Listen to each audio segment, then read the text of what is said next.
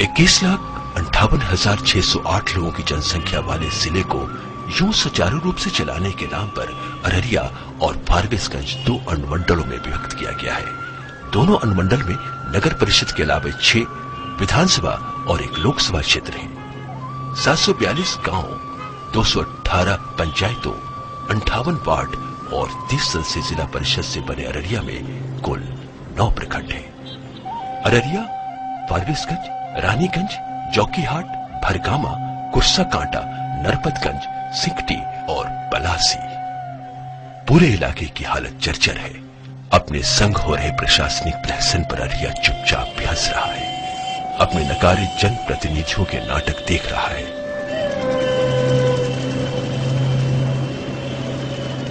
अररिया जिला में नदियों और जलधाराओं की भरमार है।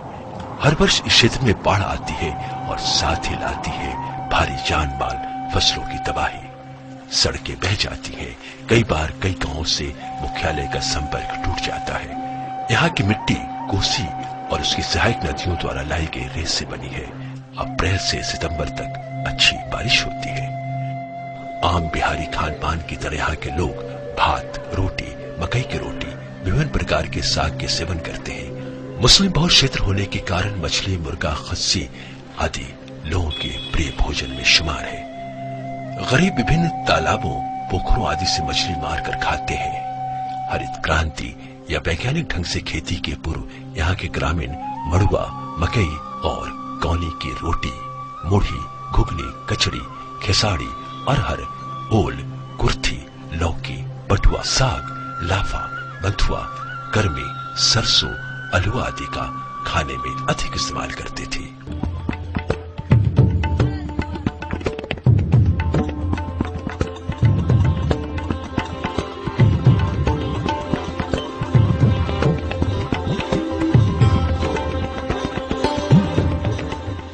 यहाँ की प्रमुख फसलें हैं पटुआ, धान, गेहूं, मक्का, महुआ, आलू, ईख, दलहन, तिलहन।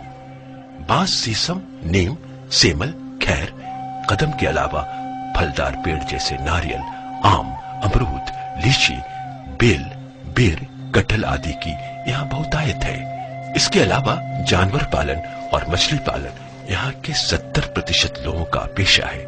कृषि आधारित उद्योग धंधों की पूरी संभावना है, पर इन सब की फिक्र किसे है?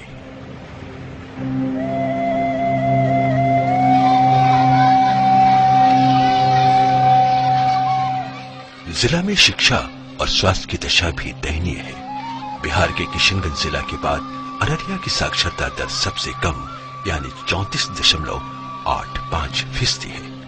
निरक्षरता का आलम यह है कि यहाँ पुरुष 46.50% साक्षर है तो महिलाएं केवल 22.14%।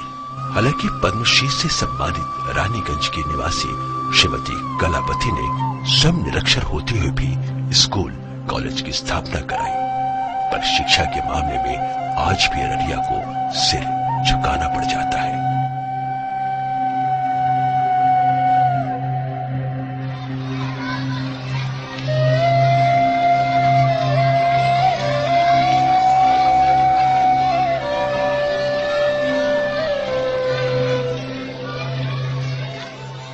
एक समय अररिया को बिहार का काला पानी कहा जाता था।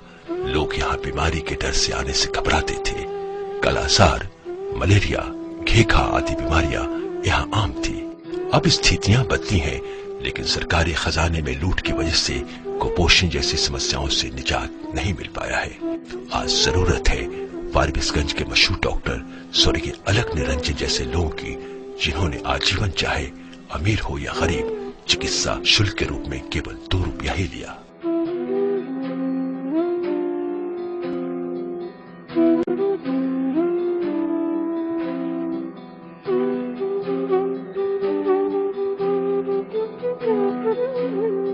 एक समय था जब बांस, पटुआ, धान आदि की खेती खूब होती थी, तो जाहिर सी बात है उससे संबंधित कुटीर उद्योग और हस्तशिल्प को स्थानीय बाजार मिला। गांव के लोग अपनी आवश्यकताओं की चीजें जैसे सूप, चटाई, पटुए की रस्सी, दरी, बांस की चिक, शीतल पाटी स्थानीय आवश्यकताओं को पूरी कर लेते थे। आधुनिकता ने हमारी परंपरागत कला को छीन लिया और